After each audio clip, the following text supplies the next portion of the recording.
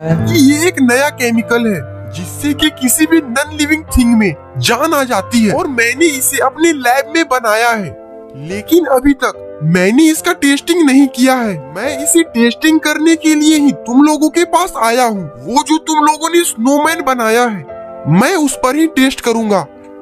और तभी बुल्ली बोलता है, अच्छा रॉड तो ये बात है, ठीक है तुम टेस्टिंग कर लो, लेकिन जरा सावधानी के साथ करना, क्योंकि अगर कुछ उल्टा सीधा हो गया तो हमारी मेहनत खराब हो जाएगी। जाओ जाकर लगा दो इंजेक्शन उस स्नोमैन को। और इसके बाद रॉड उस स्नोमैन के पास काफी तेजी से जाने लगता है और उस स्नोमैन के पास आकर खड़ा हो जाता है और फिर उसे घूरने लगता है। और इसके बाद रॉड उस स्नोमैन के अंदर अपना इंजेक्शन घुसा देता है और फिर रॉड स्नोमैन से दूर हटकर पीछे खड़ा हो जाता है। इंजेक्शन लगते ही उस स्नोमैन के अंदर मूवमेंट होने लगती है और फिर तभी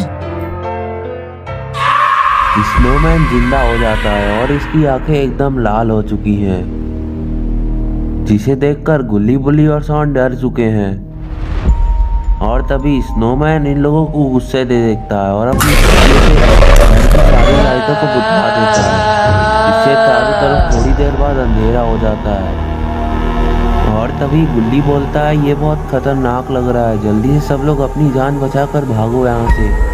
अगर इसने हमें पकड़ लिया तो ये हमें मार देगा, जल्दी से जान बचाकर भागो यहाँ से। लेकिन रॉड को लगता है कि ये एक्सपेरिमेंट फेल हो चुका है और स्नोमैन दोबारा से मर चुका है, इसलिए वो वहाँ से नहीं भागता और एक लगातार खड़ा होकर उसे देखता रहता है। लेकिन तभी स्नोमैन रॉड को हवा में उठा लेता है और उसकी गर्दन को दबाने लगता है, उसे गर्दन से पकड़ लेता है और रॉड उसे अपनी जान की भीख मांग रहा होता है। रॉड कहता है कि तुम मुझे छोड़ दो, मैंने ही तुम्हें जिंदा किया है और तुम ये बात मत भूलो कि अगर मैं तुम्हें जिंदा कर सकता हूँ तो तुम्हें मार भी सकता हूँ, इसलिए मुझे छोड़ दो। अगर तुमने नहीं छोड़ा तो मैं तुम्हें मार दूंगा और अगर तुमने मुझे छोड़ दिया तो मैं तुम्हें नहीं मारूंगा, मेरा यकीन करो, मुझे जाने दो। लेकिन स्नोमैन पर इसका कोई फर्क नहीं पड़ता और वो काफ़ी ज़्यादा गुस्सा हो जाता है और इसके बाद वो रॉड को जोर से पटक देता है, जिससे रॉड वहीं पर बेहोश हो जाता है। और ये सारा मंजर दूर से गुल्ली बुल्ली और शॉन छुप कर देख रहे होते हैं। गुल्ली और शॉन को ये समझ में नहीं आ रहा कि अब उनका क्या होगा। तभी शॉन बोलता है कि गुल्ली, मुझे लगता है कि रॉड मर चुका है, तुम जल्दी से बाबा को फ़ोन मिलाओ क्योंकि अब बाबा ही हमें बचा सकते हैं। जल्दी से मिलाओ उनके पास फ़ोन, वरना ये हमें मार देगा। शॉन, मेरे पास मोबाइल नहीं है, पूछो तुम गुल्ली से। वो मेरा मोबाइल तो घर के अंदर है और अगर मैं घर के अंदर गया तो ये मुझे देख लेगा और स्नोमैन मुझे देखते ही मार डालेगा और मैं मरना नहीं चाहता। क्या तुम्हारे पास मोबाइल नहीं है? बुल्ली, जल्दी से तुम अब बाबा के पास फ़ोन मिलाओ, तुम्हारे पास तो फ़ोन होगा ही। बुल्ली बोला, नहीं, मेरा मोबाइल भी घर में ही है, मेरा फ़ोन मैंने चार्ज में लगाया था क्योंकि मेरे फ़ोन का चार्ज लो हो गया था। मैं तो कहता हूँ कि चलो अब जीप से ही बाहर चले जाते हैं क्योंकि अब हमारे पास कोई भी रास्ता नहीं है और बाबा पता नहीं कब आएंगे। तो जल्दी से जीप निकालो गुल्ली और शॉन, इससे पहले कि वो हमें देख ले, हमें यहाँ से निकलना होगा, जल्दी करो।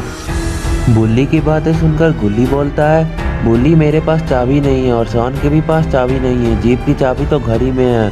अब हमारे पास एक ही रास्ता है, हम में से किसी को चाबी घर के अंदर से लानी होगी, वरना ये हमें मार ही देगा।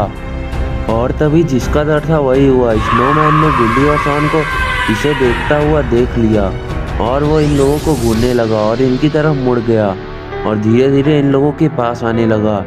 स्नोमैन इन लोगों के पास जा ही रहा होता है कि तभी उसे किसी ट्रक की आवाज़ आती है, लेकिन आधी रात को ये ट्रक किसकी हो सकती है। स्नोमैन तुरंत ट्रक की आवाज़ की तरफ देखने लगता है और उसे एक ट्रक आती हुई दिखाई देती है, लेकिन आखिर इतनी रात को ट्रक में कौन आ सकता है। तो दोस्तों, आखिर ट्रक के अंदर कौन होगा और अब गुल्ली और शॉन इससे कैसे बचेंगे, ये सब हम देखेंगे नेक्स्ट पार्ट में। नेक्स्ट पार्ट देखने के लिए सब्सक्राइब करें हमारे चैनल को।